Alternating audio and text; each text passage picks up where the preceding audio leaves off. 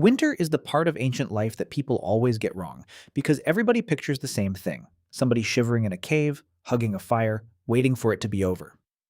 Cold is not what kills you. Cold is the easy part. What kills you is that for 4 or 5 months, the food stops. Think about what a northern winter actually does. Every plant you eat is gone. No fruit, no greens, no seeds you have not already collected.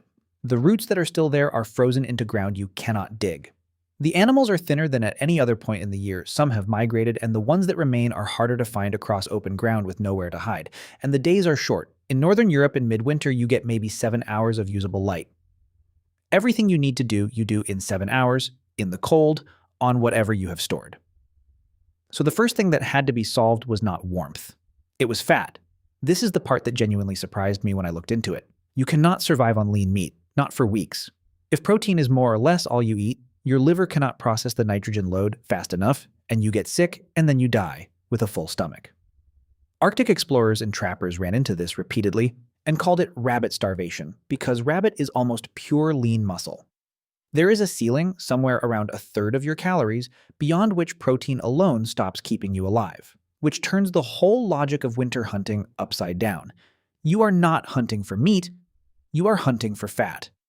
And that explains something you see all over the archaeological record.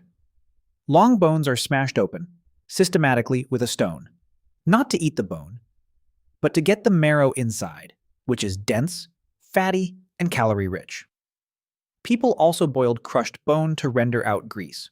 In a season with no plants, the fat inside an animal is worth more than the muscle on the outside. Now the bigger problem. Even with fat, you cannot hunt your way through winter day by day. Some days you find nothing. So winter is only survivable if you did the work months earlier. Storage is the real answer, and it is the thing that separates a group that lives from a group that does not. In the far north, the freezer is free. Meat cached in the ground in autumn stays frozen until spring, and there is genuine archaeological evidence for this. At sites on the Russian plain around 15,000 years ago, people built structures out of mammoth bone. The most famous of them, at Mezyryk in Ukraine, used something like 150 mammoth bones in a single dwelling, and around these settlements archaeologists found pits dug into the permafrost, storage cellars. That is not a shivering band waiting out the weather. That is a settlement with a larder. Where the ground does not freeze, you preserve differently. Meat cut thin and dried on racks. Smoke over a slow fire, which dries it and coats it with compounds that stop it spoiling. Fat rendered and stored, because rendered fat keeps for a very long time. Nuts gathered in autumn, which are both storable and full of oil. Every one of these is a decision made in September that determines whether you are alive in February. Then clothing. And here there is one object that changes everything. The eyed needle. It sounds trivial, it is not. A needle with a hole in it lets you sew fitted, layered, closed clothing. Not a hide draped over your shoulders, but sleeves, leggings, a hood, seams that actually shut. The difference between a wrap and a fitted garment in serious cold is the difference between surviving and not. Eyed needles show up in the archaeological record from around 40,000 years ago, including some very early examples from Denisova Cave in Siberia. There is an interesting argument here too. Neanderthals lived through brutal European cold, but we have not found eyed needles associated with them, which some researchers, including Ian Gilligan, take to mean their clothing was simpler and less tailored. It is an argument from absence, and it may not hold, but the timing is suggestive. Our species pushes into the coldest parts of the north at roughly the point tailored clothing appears. Fire, obviously, but not the way you think.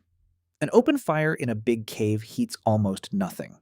What works is a small fire in a small enclosed space, plus stones heated in the fire and moved to where you sleep. And in the deep Paleolithic there were lamps, shallow carved stone bowls that burned animal fat with a plant wick. Several were found at Lascaux. In a season with 7 hours of daylight, a light source is not a luxury, it is more working hours. What about our bodies? Almost nothing. We are a tropical animal with essentially no cold adaptation worth mentioning. We shiver, we shut blood flow down to the skin, and our fingers do a strange trick where the blood vessels reopen periodically to stop the tissue dying, which is why your hands throb painfully in the cold rather than simply going numb forever. That is it. That is our entire physiological answer to winter, and it is nowhere near enough on its own. So everything else had to be behavior. Insulate the shelter, dig it partly into the ground where the earth is warmer than the air, sleep together in a heap because bodies are heaters, keep the fire small and close. And above all, do not be here in the first place if you can help it. Many groups moved seasonally, following animals to wintering grounds, timing their year around the worst months. And notice what winter actually demands because it is not toughness, it is a calendar in your head. You have to know in late summer that in 5 months there will be nothing, and act on a threat you cannot see or feel yet. You have to store food you are hungry enough to eat right now. You have to make clothing before you need it. You have to plan for a version of yourself that does not exist yet. That is what winter selected for. Not endurance, foresight. Ancient humans did not survive winter by being tough in February. They survived it by being organized in August.